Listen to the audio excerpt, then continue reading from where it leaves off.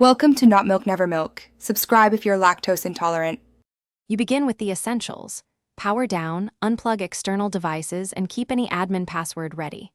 Once you power on, press the system key Del, F2, F10, or ESC repeatedly to open BIOS. You should see a main screen or manufacturer logo. Make sure to take photos of current settings so you can reference them. This step prevents surprises, and it lets you restore specific tweaks later if needed.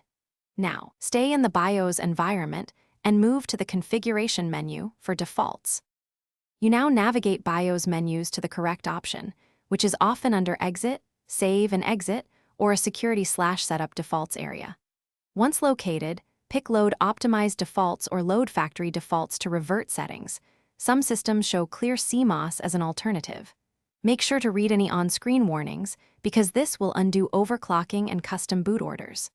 After choosing Defaults, confirm the action and select Save Changes and Exit. This writes defaults to firmware and restarts the machine for testing. Once done, let the system restart and check date/time, boot order, and secure boot to ensure everything aligns with your hardware. If the machine won't boot or shows hardware errors, make sure cables and RAM are seated properly. Then power off and reseat the CMOS battery, or use the motherboard jumper to clear CMOS as a deeper reset. If you backed up images of settings, restore only necessary values like RAID configuration.